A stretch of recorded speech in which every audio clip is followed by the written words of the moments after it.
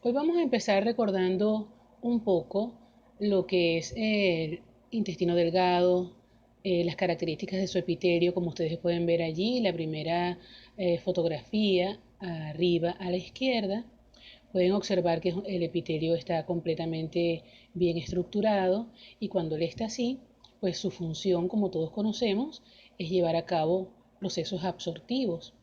Sin embargo, cuando vemos la segunda imagen, vemos que hay una alteración importante de la arquitectura de esas células y ahí volvemos a preguntarnos, bueno, ¿y ahora aquí cómo estará la función? Porque hay una completa desorganización de las estructuras celulares de ese epitelio. Entonces, ¿cuáles pueden ser las posibles causas de que haya una transformación de ese tejido epitelial del intestino delgado? Bueno, las causas pueden ser muchas, pueden haber algunas causas genéticas, algunas causas inmunológicas, algunos otros desórdenes que pueden estar afectando el funcionamiento del intestino delgado.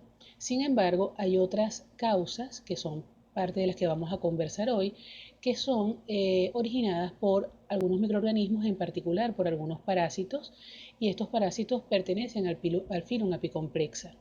Entonces, ellos tienen importancia porque afectan fundamentalmente el intestino delgado y lesionan de una forma importante su función. Pero entonces vamos a ver en lo sucesivo qué es lo que ellos hacen para que esto ocurra. Esto lo vamos a desarrollar dentro de la unidad 6 del tema número 11, que trata de coccidios intestinales, que involucra los géneros Cryptosporidium, Cyclospora e Isospora, que son las especies de importancia para el hombre. Vamos a considerar aspectos de su morfología, biología, mecanismos de acción patógena, principales aspectos clínicos y diagnóstico de laboratorio. Entonces, ¿qué son las coccidiosis intestinales? Las coccidiosis intestinales son infecciones del aparato digestivo del hombre producidas por protozoarios parásitos del filum apicomplexa. Entonces, lo primero que tenemos que tomar en cuenta es que son parásitos que son intracelulares. Entre los géneros que vamos a estudiar está el Cryptosporidium, Cytoisospora, anteriormente denominado Isospora, y el género Cyclospora. Entonces, ellos van a afectar las porciones del intestino delgado, tanto como duodeno, yeyuno e ilion, y ellos van a producir, de acuerdo a su mecanismo de acción en ese epitelio, procesos diarreicos, que pueden en un momento dado ser un proceso agudo o un proceso crónico, donde está involucrado íntimamente el sistema inmunológico. Desde el punto de vista taxonómico, el Phylum Apicomplexa está constituido por tres subclases. La subclase gregarina, que reúne parásitos de anélidos, artrópodos y moluscos. La subclase coccidia, que es la que nos interesa desarrollar hoy porque estamos hablando de coccidios y de las coccidiosis. Y la subclase piroplasmia, que reúne otro grupo de protozoarios que ustedes van a verlo particularmente en parasitología 2. Entonces, dentro de esta subclase coccidia nos va a interesar el orden Eucoccidida y el suborden Eimerina. Dentro del suborden Eimerina hay tres familias importantes, que es la familia Eimeridae, la familia Cryptosporidae y la familia Sarcocistidae. Dentro de estas familias existen géneros que son importantes, como son dentro de la familia Eimeridae, el género Eimeria, el género Cytoisospora, el género Cyclospora. Dentro de la familia Cryptosporidae está el género Cryptosporidium y dentro de la familia Sarcocistidae están los géneros Sarcocistis y Toxoplasma. Desde el punto de vista taxonómico, el Phylum Apicomplexa está constituido por tres subclases. La subclase gregarina, que reúne parásitos de anélidos, artrópodos y moluscos. La subclase coccidia, que es la que nos interesa desarrollar hoy porque estamos hablando de coccidios y de las coccidiosis. Y la subclase piroplasmia, que reúne otro grupo de protozoarios que ustedes van a verlo particularmente en parasitología 2. Entonces, dentro de esta subclase coccidia nos va a interesar el orden Eucoccidida y el suborden Eimerina. Dentro del suborden Eimerina hay tres familias importantes, que es la familia Eimeridae, la familia Cryptosporidae y la familia Sarcosistidae. Dentro de estas familias existen géneros que son importantes, como son dentro de la familia Eimeridae, el género Eimeria, el género Cytoisospora, el género Cyclospora. Dentro de la familia Cryptosporidae está el género Cryptosporidium, y dentro de la familia Sarcosistidae están los géneros Sarcosistis y Toxoplasma. Ahora bien, podemos observar que hay de todas maneras en la actualidad algunas dudas taxonómicas con respecto a algunas familias y cuál es su ubicación taxonómica real, como por ejemplo la familia Cryptosporidae. Se piensa en la actualidad que pertenece más bien a la subclase gregarina, porque como vamos a ver más adelante, comparten ciertas características biológicas que hacen que se pueda pensar en que hay un error en su clasificación.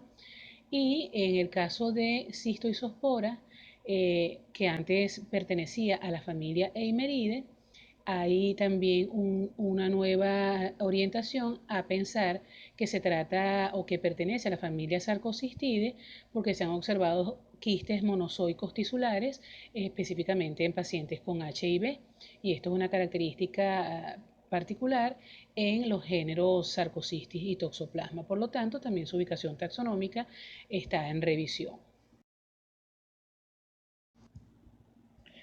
Desde el punto de vista de sus características generales, podríamos en principio decir que la palabra coccidios deriva del griego kokos, que significa grano, y de la palabra eidos, que significa forma, forma de granos. Y esto corresponde a la estructura de lo que denominamos ooquistes, que son la forma de transmisión, que son eliminados a través de la materia fecal y que son la estructura que permite hacer el diagnóstico. En cuanto al ciclo de vida, tienen un ciclo de vida de tipo monoxeno, a pesar de ser un ciclo de vida complejo, solo utilizan un hospedero para completar el ciclo de vida, y esto es así tanto para el género Cryptosporidium, Ciclospora y Cytoisospora. En lo que tiene que ver con la propagación, existen diferentes rutas. Por una parte, se puede considerar que hay una propagación entre el humano y algunos animales, y se puede considerar que hay una zoantroponosis. Eventualmente también se puede considerar que hay una transmisión solamente de humanos a humanos, y estaríamos hablando de una antropoonosis. Y en ambos casos, la forma evolutiva que se elimina es el ooquiste, que es producto de una reproducción de tipo asexual y sexual, como lo vamos a ver más adelante, que puede ocurrir en el intestino tanto del humano como de los animales, que el grupo más implicado es el grupo de ganado vacuno. Y esos ooquistes van a estar van a ser emitidos, perdón, a través de la materia fecal. Y esa materia fecal, dependiendo de dónde sea dispuesta, puede contaminar las aguas, puede contaminar la tierra que se utiliza para fertilizar los sembradíos. Y el agua que está contaminada se utiliza para regar las plantas, y a su vez la tierra contaminada para abonar las plantas. Entonces esos ooquistes van a estar tanto en el agua como en los alimentos, que son las fuentes a partir de las cuales las puede adquirir el humano, como también en algún caso el ganado vacuno.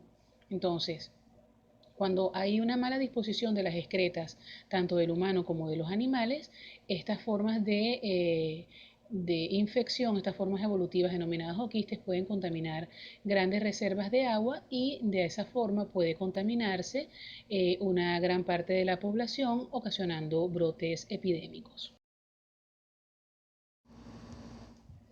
Desde el punto de vista morfológico y biológico, los protozoarios del filón apicomplexa están principalmente incluidos dentro de la clase Sporozoa. Según la clasificación de Leucard en 1879, se conocen alrededor de 500 especies, y la mayoría son parásitas, pero su principal característica desde el punto de vista morfológico y estructural es que tienen un elemento que se denomina complejo apical, el cual incluye un conoide, un anillo polar, la presencia de microtúbulos y micronemas, aparte de rópteas, que son unos organelos secretores.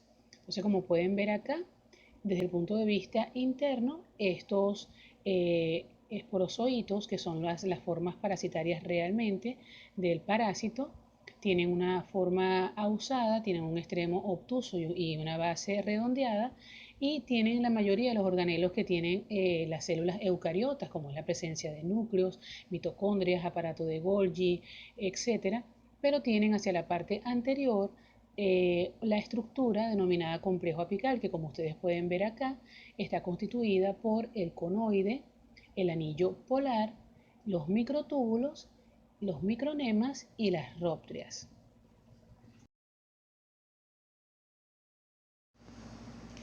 Desde el punto de vista biológico podemos decir que durante el ciclo de vida las formas evolutivas, que son los esporozoitos y merozoitos, cuya estructura morfológica acabamos de describir, invaden o se adhieren a la célula del hospedero. O sea, recuerdan que habíamos dicho que son parásitos intracelulares.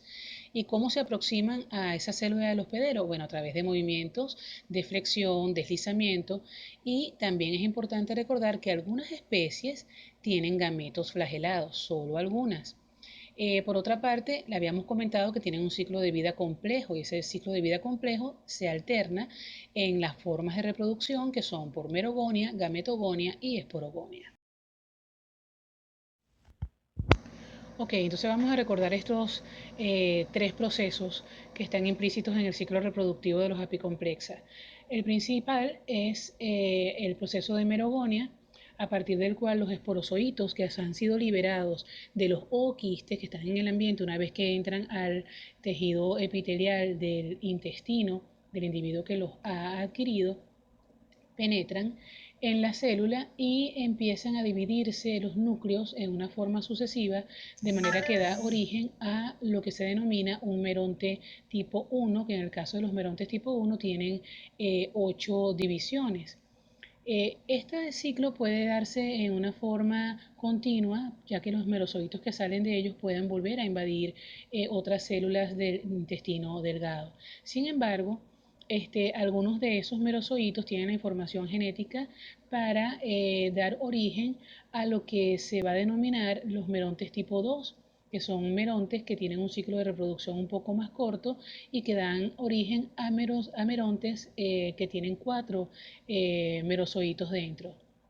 Entonces, una vez que esto se ha dado, a partir de estos merontes salen los merozoitos que tienen la información genética para dar origen a los gametos, ya sea gametos femeninos o masculinos, que van a estar implicados en el proceso de gametogonia, con el objeto de que se dé al final el proceso de fecundación, ya sea que de la liberación del gametocito, gameto masculino que migra hacia el gameto femenino que se queda en una forma estática, y cuando ocurre la fecundación, entonces empieza a ocurrir una transformación, a formarse lo que se denomina el ooquiste, que luego debe pasar por un proceso de esporogonia en el cual también hay una sucesiva división de núcleos que, dependiendo de la especie, va a ocurrir que en el caso de Cryptosporidium, por ejemplo, se divide hasta 4, formándose 4 esporozoitos, y el proceso de esporulación en algunos puede ser dentro del tubo digestivo y en otros puede ser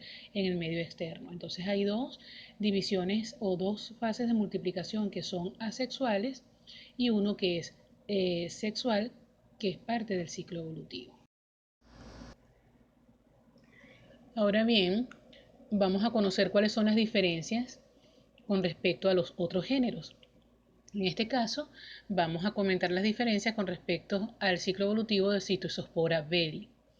Ya hemos considerado que todas las fases del ciclo evolutivo son semejantes.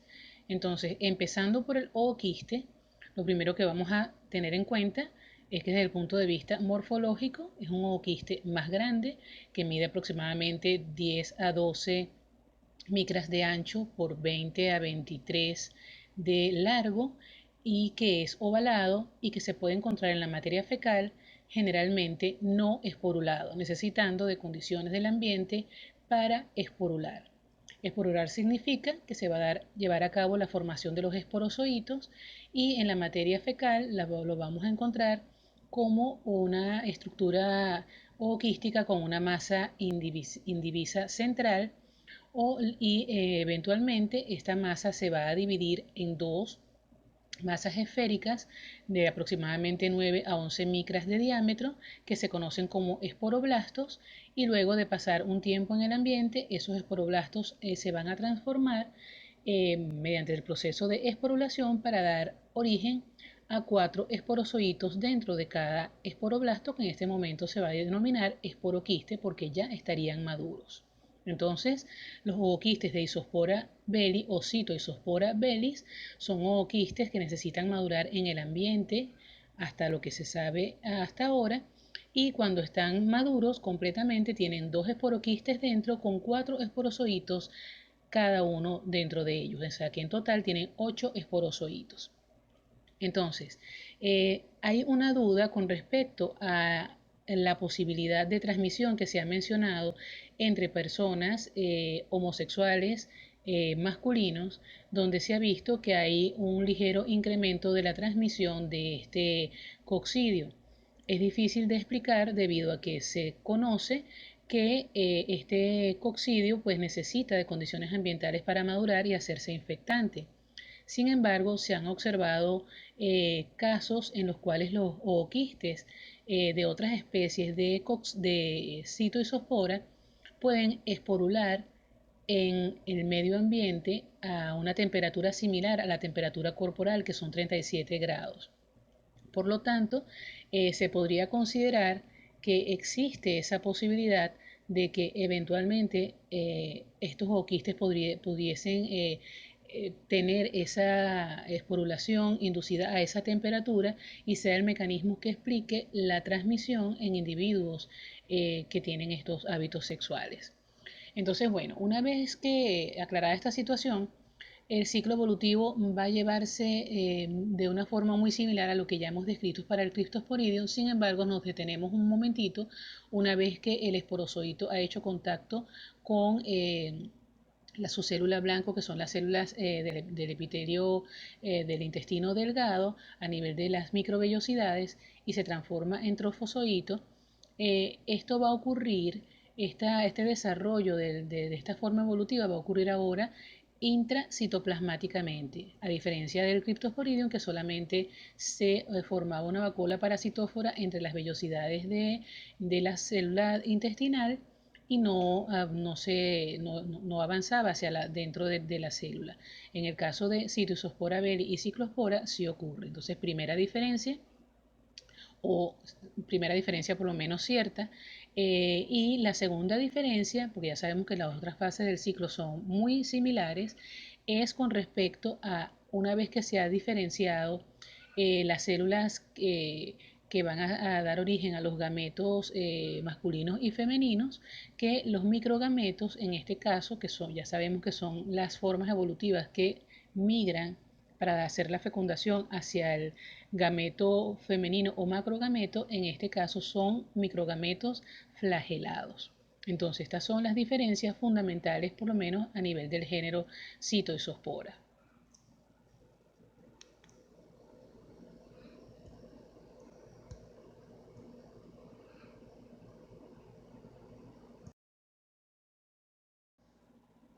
Y en otros casos en el medio externo. En este momento vamos a empezar a explicar el ciclo evolutivo del género Cryptosporidium. Si empezamos con la forma en la cual se elimina es la vía de transmisión, como el ooquiste, tenemos dos posibilidades. Primero, vamos a tener un ooquiste de pared delgada, que es en el 20% de los casos que se observa, y esta es la producción de un ooquiste que tiene que ver con procesos de autoinfección, y el 80% de los casos se producen ooquistes de pared gruesa que van a ser emitidos al ambiente externo y de esta manera resisten ciertas condiciones para ser vehiculizados hacia su próximo hospedero. Entonces, estos ooquistes miden entre 4 a 5 micras y van a tener, luego de un proceso de esporogonia que se lleva a cabo dentro del tubo digestivo, en el caso del género Cryptosporidium, van a salir esporulados al ambiente. Quiere decir que cada uno de ellos, el que tiene pared delgada o el que tiene pared gruesa, ya tienen 4 esporozoitos dentro. Quiere decir que ya son aptos para ser infectantes. Entonces, una vez que estos ooquistes son ingeridos, El primer paso es la liberación a través de la acción de los jugos gástricos de los esporozoitos que están dentro. Y estos esporozoitos, lo primero que van a hacer pues es ubicar la célula intestinal y van a adherirse a ella, como vemos en este primer caso, que el esporozoito está haciendo contacto con las microvellosidades de las células del intestino delgado y posteriormente sufre una transformación de esporozoito a una estructura redondeada que se denomina trofozoito. Aquí hacemos un paréntesis porque en el caso de Cryptosporidium solo se va a quedar a nivel de del ribete en cepillo de las células del intestino delgado y no se va a hacer intracitoplasmático. Se va a ser el único coccidio que es intracelular pero extracitoplasmático. Ok, posterior a eso viene la primera etapa de desarrollo asexual, como vemos acá, en el cual va a ocurrir un proceso de división sucesiva del núcleo por un proceso denominado merogonia, en el cual se va a formar un meronte tipo 1, que luego de varias divisiones sucesivas del núcleo se van a formar 8 merozoitos. Este proceso puede ser continuo, ya que los esporozoitos que están dentro de este meronte pueden, al ser liberados, invadir otras células y volver a producir esta parte del ciclo. Posteriormente, se da un segundo proceso de división nuclear que conlleva a la formación de un meronte tipo 2. Este meronte tipo 2 va a contener, en vez de 8, 4 merozoitos que van a estar destinados a la iniciación de la fase de reproducción sexual. Estos merozoitos van a penetrar en la célula del intestino delgado y en principio se van a transformar en células o gametos que son indiferenciados. Quiere decir, se van a transformar que posteriormente se van a transformar en microgametocitos que va a dar origen al microgameto o gameto masculino o macrogametocito, la cual va a dar origen al macrogameto o gameto femenino. En este caso, quien migra hacia el otro es el microgameto, que es la célula que se aproxima al gameto femenino, que se queda dentro de la célula epitelial y ocurre el fenómeno de fecundación, formándose en ese momento un cigoto u ooquiste como producto de la reproducción sexual. Posterior a esto viene la fase de esporogonia, y como habíamos dicho, en el caso de Cryptosporidium se da dentro del tubo digestivo, en el cual la evolución permite que se formen los esporozoitos dentro, que tienen como particular el Cryptosporidium, que esos esporozoitos están desnudos dentro del ooquiste y en los otros géneros ustedes van a ver que estos necesitan pasar por una fase en la cual hay un esporoblasto y luego dentro de esos esporoblastos se van a transformar en esporoquistes y dentro de los esporoquistes es que se van a formar los esporozoitos. Entonces estas son las primeras diferencias en relación a los otros géneros. Ahora bien, vamos a conocer cuáles son las diferencias con respecto a los otros géneros. En este caso, vamos a comentar las diferencias con respecto al ciclo evolutivo de Cythospora belli. Ya hemos considerado que todas las fases del ciclo evolutivo son semejantes. Entonces, empezando por el ooquiste, lo primero que vamos a tener en cuenta es que desde el punto de vista morfológico es un ooquiste más grande que mide aproximadamente 10 a 12 micras de ancho por 20 a 23 de largo y que es ovalado y que se puede encontrar en la materia fecal, generalmente no esporulado, necesitando de condiciones del ambiente para esporular. Esporular significa que se va a llevar a cabo la formación de los esporozoitos y en la materia fecal lo vamos a encontrar como una estructura ooquística con una masa indivisa central y eventualmente esta masa se va a dividir en dos masas esféricas de aproximadamente 9 a 11 micras de diámetro que se conocen como esporoblastos y luego de pasar un tiempo en el ambiente esos esporoblastos se van a transformar mediante el proceso de esporulación para dar origen a 4 esporozoitos dentro de cada esporoblasto, que en este momento se va a denominar esporoquiste porque ya estarían maduros. Entonces, los ooquistes de Isospora belli o Citoisospora bellis son ooquistes que necesitan madurar en el ambiente hasta lo que se sabe hasta ahora, y cuando están maduros completamente tienen 2 esporoquistes dentro con 4 esporozoitos cada uno dentro de ellos, o sea que en total tienen 8 esporozoitos. Entonces, hay una duda con respecto a la posibilidad de transmisión que se ha mencionado entre personas homosexuales masculinos, donde se ha visto que hay un ligero incremento de la transmisión de este coccidio. Es difícil de explicar debido a que se conoce que este coccidio pues necesita de condiciones ambientales para madurar y hacerse infectante. Sin embargo, se han observado casos en los cuales los ooquistes de otras especies de Citoisospora pueden esporular en el medio ambiente a una temperatura similar a la temperatura corporal, que son 37 grados. Por lo tanto, se podría considerar que existe esa posibilidad de que eventualmente estos ooquistes pudiesen tener esa esporulación inducida a esa temperatura y sea el mecanismo que explique la transmisión en individuos que tienen estos hábitos sexuales.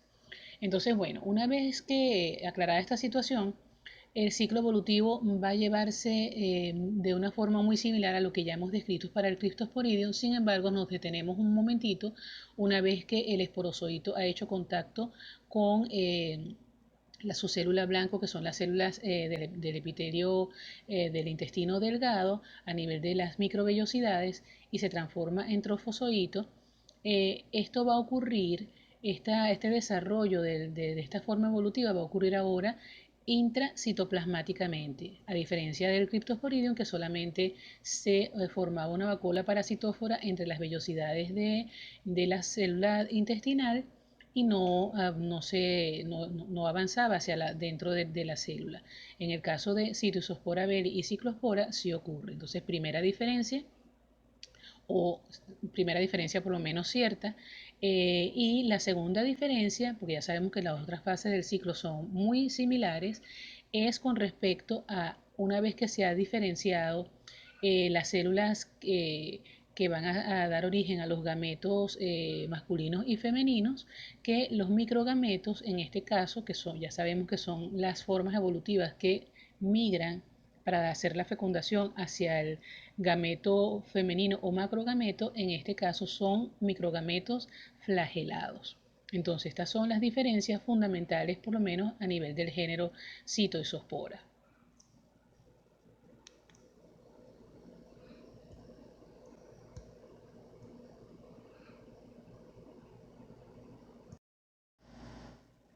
Y con respecto al género Ciclospora, especie cayetanensis, que es la especie que ha sido asociada al humano, vamos a definir cuáles son las diferencias más importantes. Entonces, en principio, la forma evolutiva o el ooquiste, el cual vamos a describir, es un ooquiste esférico, mide de 8 a 10 micras, se va a encontrar en el ambiente no esporulado, como ustedes van a ver, con una masa con glóbulos en su interior en forma radiada, muy característica, y no se ha descrito que hayan formas evolutivas implicadas en procesos de autoinfección. No se han descrito ooquistes de pared delgada ni nada que tenga que ver con eso, ¿ok? Por otra parte, sí se confirma que ese proceso de esporulación es exógeno, es en el medio ambiente, y cuando se completa, existe dentro del dentro del ooquiste, dos esporoblastos que van a tener dentro cada uno dos esporozoitos, por lo tanto van a tener un total de 4 esporozoitos. Entonces, con respecto a las demás fases del ciclo evolutivo, pues ocurren prácticamente los mismos procesos, por lo tanto las diferencias más importantes es en el tamaño, en la forma y en el número de esporozoitos que tienen por esporoquistes. Entonces, vamos a observar con imágenes de microscopía electrónica cómo se lleva a cabo el desarrollo del Cryptosporidium en el enterocito. Fíjense en esta primera imagen, vamos a ver el esporozoito haciendo contacto con la célula, con el enterocito en particular a nivel de las microvellosidades. Como ven allí en la flechita donde hace el contacto, luego este esporozoito se transforma en trofozoito, que es una estructura redondeada con un núcleo bien evidente. Aquí tenemos otra imagen para que ustedes vean y luego vean acá cómo se establece la unión entre la base de la célula y la microvellosidad.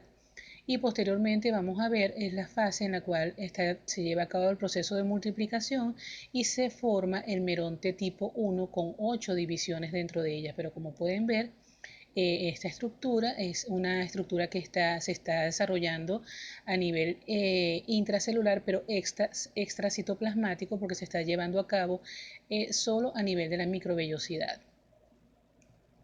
Aquí vemos la transformación de esta estructura, de las estructuras que van a conformar lo que van a ser los gametos femeninos y masculinos. En esta imagen vamos a ver la formación de lo que van a ser los microgametos, y en la otra imagen vamos a ver lo que es la estructura donde se observa la formación del macrogameto femenino, donde generalmente se observan gránulos de almidón y amilopectina, que son estos gránulos de electrón densos, que son estructuras de reserva, porque esta es la zona o es la estructura que va a ser fecundada para luego tener el desarrollo de lo que van a ser los esporozoitos, que es la última diapositiva que estamos viendo. Entonces, algo importante que vamos a observar acá y que es desde el punto de vista taxonómico lo que lo relaciona con las gregarinas, es el hecho de que se establece el contacto con las formas evolutivas del protozoario a través de un organelo alimentador. Esta imagen que estamos viendo a continuación es un proceso que es común a las tres especies de coccidios implicadas en afectar el intestino del humano. Entonces, simplemente se las traigo como para que sepan que prácticamente este grupo de protozoarios cuentan con una artillería de proteínas, glicoproteínas y enzimas que les van a garantizar ejercer todo este proceso, que no es algo absolutamente fácil, sino que tienen herramientas con las cuales llevarlo a cabo. Estas glicoproteínas y enzimas participan desde el principio del proceso de exquistación, en el momento que se rompe el oquiste para darle salida al esporozoito. Una vez que el esporozoito está afuera, entonces secreta algunas proteínas a partir de los organelos que están en su zona apical, y también cuentan con proteínas que les garantizan los procesos de adhesión y locomoción, que son un listado bastante importante. Y obviamente también ya para el proceso de invasión cuentan con otras herramientas, así como otro grupo de proteínas que le garantizan la multiplicación intracelular y en consecuencia la supervivencia dentro de las células del hospedero.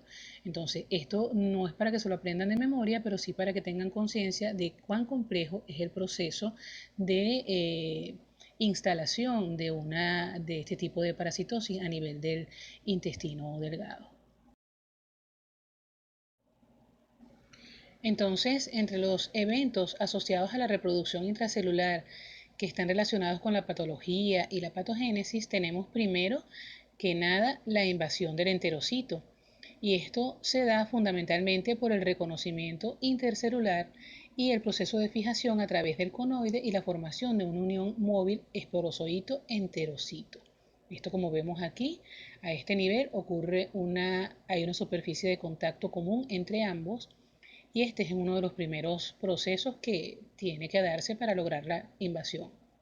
Posteriormente ocurre la liberación del contenido de las rópteas y la invaginación de la membrana de los enterocitos, que va a ser facilitada por los movimientos de deslizamiento, flexión y torsión de los esporozoitos, que son los movimientos típicos de los parásitos de este filum. Y posteriormente va a haber un proceso de fusión de la membrana invaginada, localización de los esporozoitos en el interior de las vacuolas parasitóforas, que son de origen celular, y empieza entonces la multiplicación cíclica, que en ese punto pues empieza a generarse probablemente la sintomatología asociada a esta infección.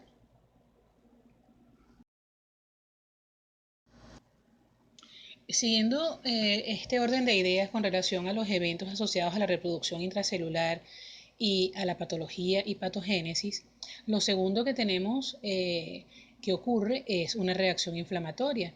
Cuando ocurre esta reacción inflamatoria hay liberación de proteasas y agentes oxidantes de parte de los mastocitos. Hay también un aumento de la actividad de linfocitos T citotóxicos y esto trae como consecuencia un daño mecánico a la célula y como es un daño constante, ahí ocurre la muerte del enterocito. En relación a las características de la diarrea que son producidas por estos protozoarios, podríamos decir que obedece a varios procesos. Un proceso de tipo osmótico que está caracterizado por el mal funcionamiento del enterocito, por lo cual hay una disminución de la absorción de sodio y un aumento de la excreción de cloro. Esto fundamentalmente porque hay un aplanamiento de las vellosidades, aparte de una hiperplasia a nivel de las criptas. Hay un proceso inflamatorio que generalmente está asociado a la invasión de la mucosa, hay una inflamación de la lámina propia, hay leucocitos geneses y esa presencia de esos leucocitos que se activan ante esa injuria que está recibiendo el epitelio intestinal hace que se liberen unas citoquinas, entre ellas el factor de necrosis alfa, factor de necrosis tumoral alfa, que induce a un aumento de la síntesis de prostaglandinas y estas tienen un efecto de aumentar la permeabilidad intracelular con la consecuente liberación de líquido o extravasación del líquido al medio externo. Por otra parte, hay un proceso secretorio también que está generalmente asociado a enterotoxinas bacterianas. ¿Por qué? Porque una vez que las células o los enterocitos no pueden realizar bien su función de absorción, empiezan a acumularse materiales a ese nivel que permiten que haya un sobrecrecimiento de bacterias a ese nivel y empiecen a secretar al medio externo enterotoxinas que pueden originar también aumento en el proceso diarreico. Recuerdan que al principio habíamos dicho que los eventos que se producen como consecuencia de esta parasitosis en los individuos es un proceso diarreico que puede ser agudo o crónico y que en la duración de este proceso está íntimamente relacionado el sistema inmunológico. Bueno, en principio se habla de una inmunidad de tipo innata y adaptativa, y la inmunidad innata está dada por las células naturales, células asesinas naturales y como células dendríticas, macrófagos, etc. Y la inmunidad adaptativa se debe principalmente a las respuestas de células T y células B. Entonces, en el caso particular de Cryptosporidium se ha observado que hay un papel importante de la inmunidad de tipo humoral, sin embargo, es dudoso porque aun cuando se ha detectado inmunoglobulina A, inmunoglobulina E, G y M, y que la inmunoglobulina M y la G tienen una durabilidad relativamente alta por un tiempo, esta presencia de estas inmunoglobulinas no confiere protección contra la infección. No obstante, a nivel celular, de respuesta celular, se ha visto que las células de tipo Th1 o las células tipo CD4 van a actuar contra los parásitos intracelulares, produciendo interferón beta, interleuquina 2, interleuquina 12 y factor de necrosis tumoral. ¿Cómo se corrobora que la respuesta celular tiene mayor impacto? Bueno, debido a que en individuos donde la infección se ha hecho persistente, se ha observado que cuando se le hace control del linfocito CD4 en estos individuos tienen contagio por debajo de las 200 células. Entonces esto es una evidencia de la implicación de este tipo de respuesta. Por otra parte, se han hecho estudios en roedores a los cuales se le ha extraído el timo y se han hecho obviamente más susceptibles a adquirir estas infecciones. Y cuando otro grupo de roedores se han tratado con anticuerpos anti-CD4, pues la enfermedad en estos roedores se ha hecho crónica. Entonces esto revela la importancia de la inmunidad celular en el control de la infección de estas parasitosis. Ahora conversaremos un poquito sobre los aspectos epidemiológicos y de diagnóstico. En el caso de estas coccidiosis como Cryptosporidium, Cyclospora cayetanensis y Cytospora belli, vemos que todas tienen una amplia distribución mundial y como vemos aquí cada una está señalada con un color distinto, Cryptosporidium con gris, Cyclospora con rojo y Cytospora belli con marrón. Como vemos, coinciden en esa existencia en diferentes países del mundo con algunas pequeñas diferencias de prevalencia. Estas diferencias de prevalencia puede ser porque por condiciones ambientales no se desarrollen probablemente esas coccidiosis en esos países, puede ocurrir, pero también puede ocurrir porque no se han estudiado, en algunas partes no se conocen y lo que no se conoce pues no se reporta y de eso podemos conversar un poco más adelante qué ha ocurrido con algunas parasitosis en particular. Pero en general podemos ver que tienen una distribución similar. En relación a estos aspectos, en el caso de Cytoisospora belli, que es el coccidio de más larga data descrito en su asociación con el humano, descubierta por Woodcott en 1915, pero previamente descrita por Virchow en el 1860, se ha descrito que es endémica en África, Asia y Sudamérica, y que solo se ha descrito en el hombre como con este género y especie. Algo muy importante es que obviamente se han descrito otras especies similares en otros animales y que en el hombre se han encontrado dos, que es Cytoisospora belli y Cytoisospora nataliensis. Un hecho relevante es que se ha encontrado en países en desarrollo con una prevalencia del 3 al 20% y se evidencia como una complicación de pacientes con SIDA. Esto es muy importante porque la presencia de cistoesporiasis por más de un mes es considerado como indicativo de SIDA por el CDC. Quiere decir que una persona HIV positivo con una infección persistente por más de un mes con Cytospora belli ya se considera que ha cambiado de estatus y ya es una persona con síndrome de inmunodeficiencia adquirida. Por otra parte, en el caso de Cyclospora cayetanensis, es la de más reciente data de haber sido descrita en asociación con el humano. Su descripción fue hecha por Ortega en el año 1992.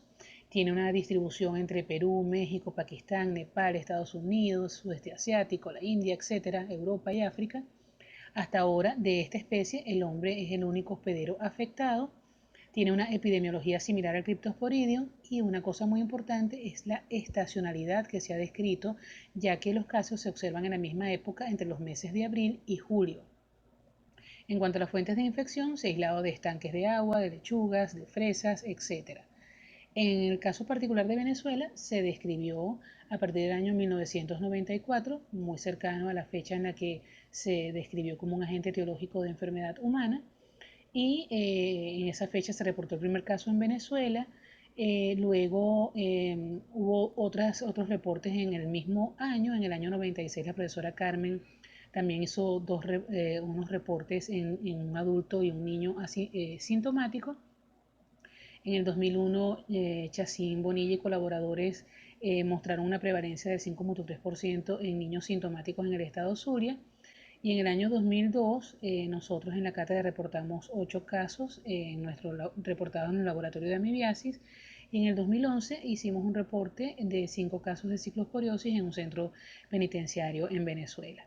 Entonces vale destacar que es una parasitosis que aunque no tiene alta frecuencia, probablemente su frecuencia vaya en aumento debido a que por ser reciente su conocimiento aún hay personas que no la reportan porque no la saben observar y no hacen el diagnóstico adecuado.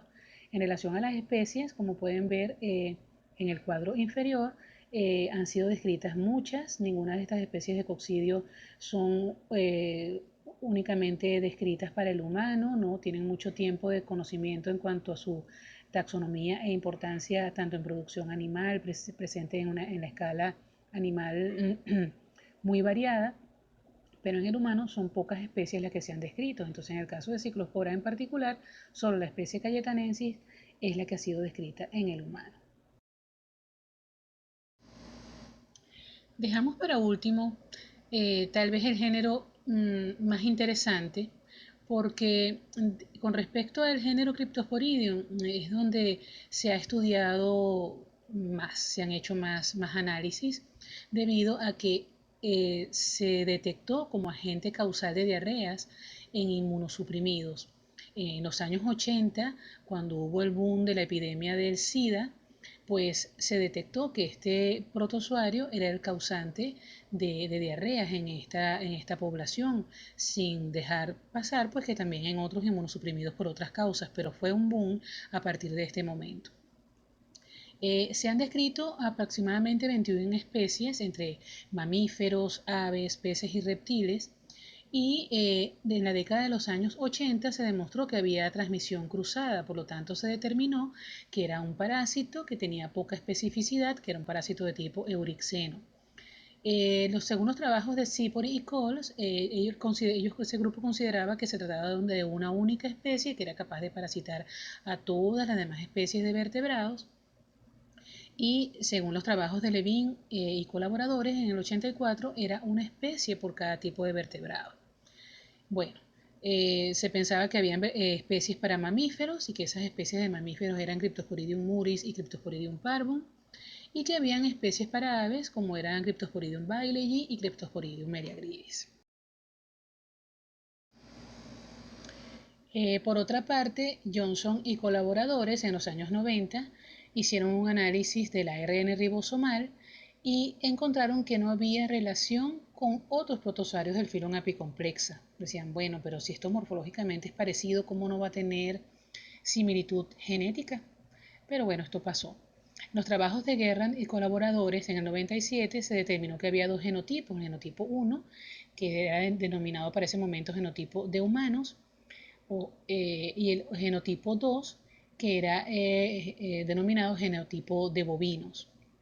En el año 99, según los trabajos de Carreno y Coles y colaboradores, se obtuvo evidencias moleculares que los relacionan con las gregarinas. ¿Se acuerdan del grupo que describimos al principio en la taxonomía? Bueno, las gregarinas son parásitos del intestino de invertebrados como artrópodos, anélidos y moluscos. Tienen un ciclo de vida parecido, que implican procesos de gametogonia, esporogonia y merogonia, pero tienen de particular que no se desarrollan intracelularmente, se unen a la célula mediante una especialización del complejo apical que se denomina epimérito y que es un organelo de nutrición. Entonces, como ven en la imagen que tenemos a la derecha, es un organismo un tanto distinto morfológicamente por su forma de desarrollarse, pero su forma de interactuar con la célula es la que se parece al Cryptosporidium, que es intracelular pero extracitoplasmático y que se relaciona con la célula a través de un organelo de alimentación que le permite nutrirse de la célula. Por lo tanto, el Cryptosporidium hasta ahora representa un eslabón entre coccidios y gregarinas. Si recordamos en las otras coccidiosis, Cystisospora belli y Cyclospora cayetanensis, mencionamos que se habla fundamentalmente de un ciclo tipo antroponótico, o sea que son especies que solo infectan al humano y pasan de humano a humano, por lo menos hasta ahora eso es lo que se sabe. Pero en el caso de Cryptosporidium hay conocimiento de un ciclo antroponótico y de un ciclo zoonótico.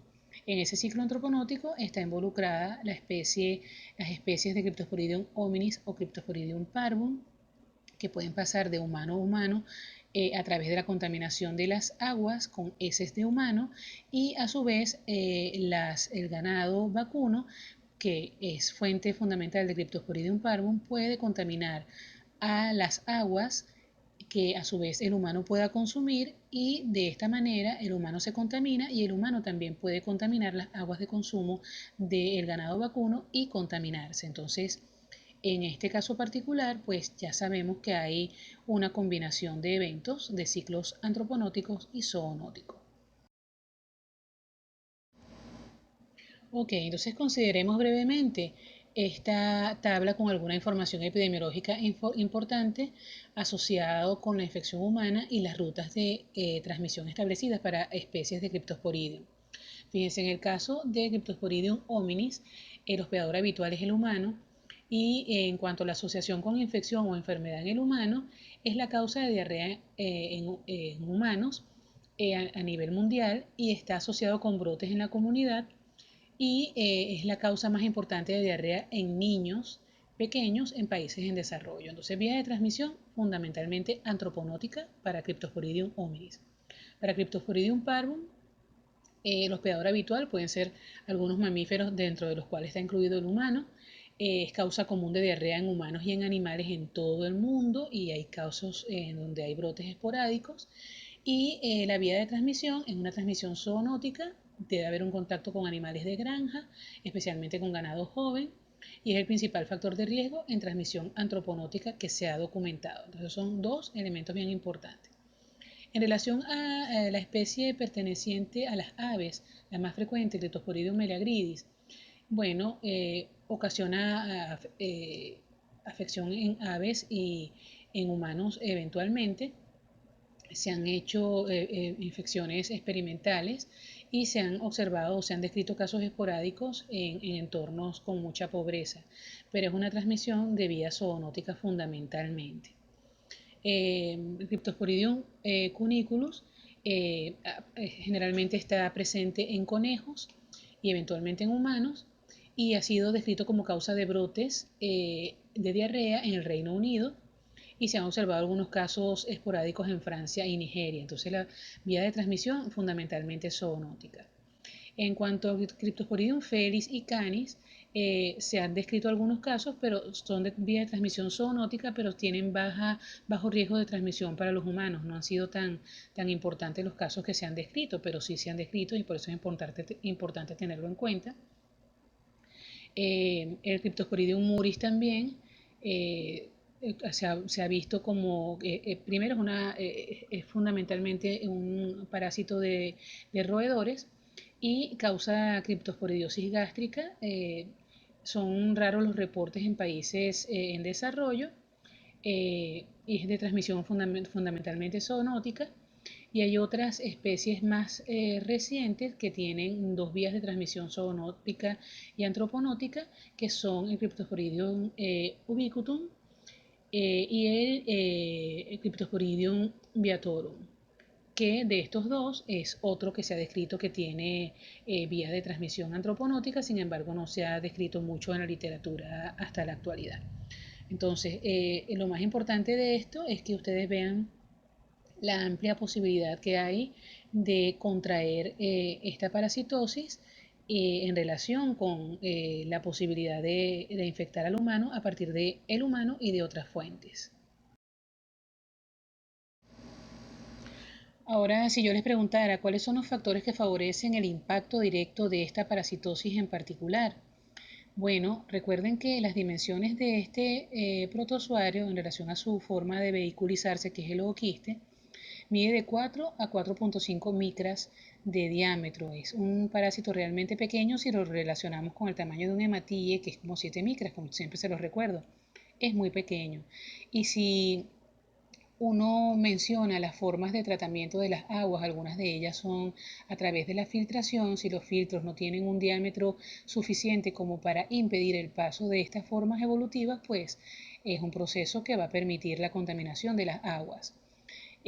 Por otra parte, son bastante resistentes a las condiciones ambientales, acuérdense que son oquistes de pared gruesa, se eliminan ya como forma infectante, o sea que no tienen que pasar un periodo de tiempo en el medio ambiente para hacerse infectivos. Tienen una gran cantidad de reservorios como pudieron haber apreciado en la información que conversamos anteriormente.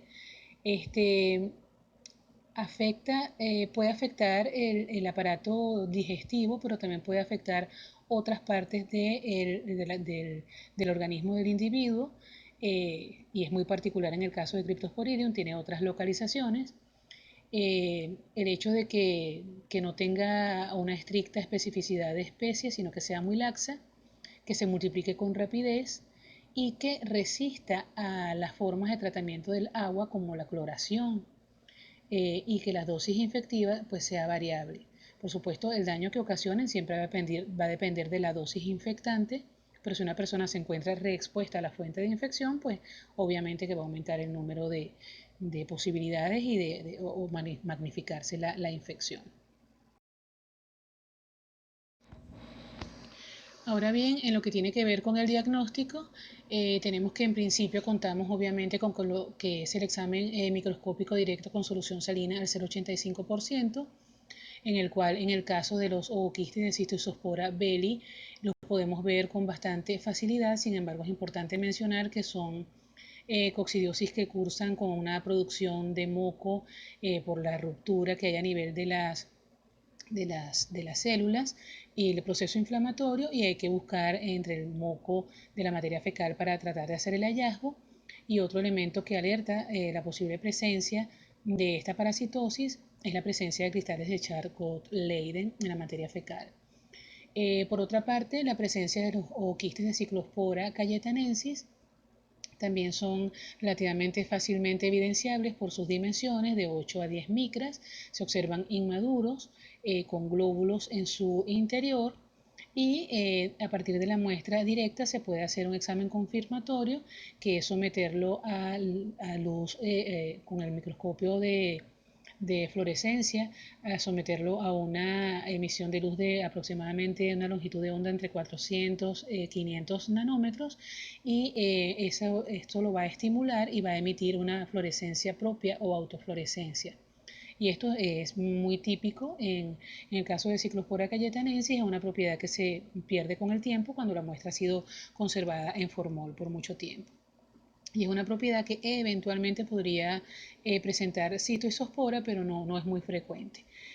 Por otra parte, tenemos la aplicación de métodos de concentración, que en el caso del género Cryptosporidium, por sus pequeñísimas dimensiones, son muy difíciles de observar. Sin embargo, uno aprende a verlos y a llamarle la atención en la materia fecal, y hay una forma de aumentar su probabilidad de observación, que son con métodos de concentración como el Faust alta densidad o la sacarosa de Schieder. También tenemos para aumentar la probabilidad de hallazgo de Cystoisospora belli el método de Willis, que es muy eficaz para ponerlo en evidencia.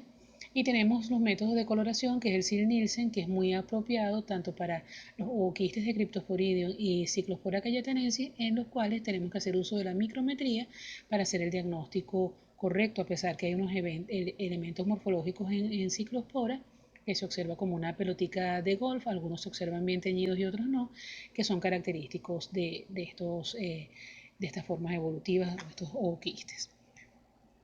Por otra parte, tenemos otra prueba confirmatoria en el caso del género Cyclospora, que es la inducción a la esporulación en dicromato de potasio al 2,5%, en el cual se observa la evolución de la forma ooquística inmadura a madura, y esto también es un medio de confirmación de la identificación de la especie. Y tenemos técnicas también de inmunofluorescencia que son aplicadas fundamentalmente a Cryptosporidium spp, que es uno de los más difíciles de identificar morfológicamente por sus dimensiones si no se cuenta con la micrometría.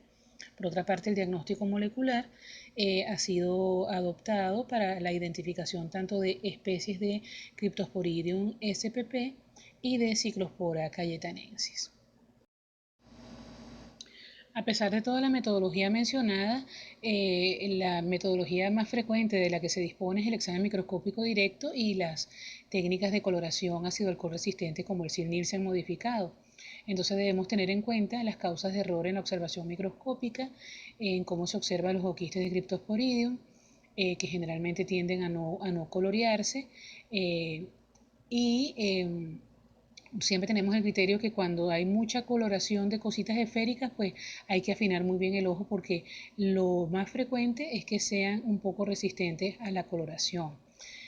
Por otra parte, también tener en cuenta que hay algunos elementos que tienen en el examen microscópico directo las formas globulosas de blastocisti, pueden confundirse eventualmente con las formas inmaduras de Cyclospora cayetanensis, y hay algunas estructuras en las coloraciones que pueden ser teñidas como formas ovales, redonditas, que se pueden confundir con ooquistes de Cryptosporidium.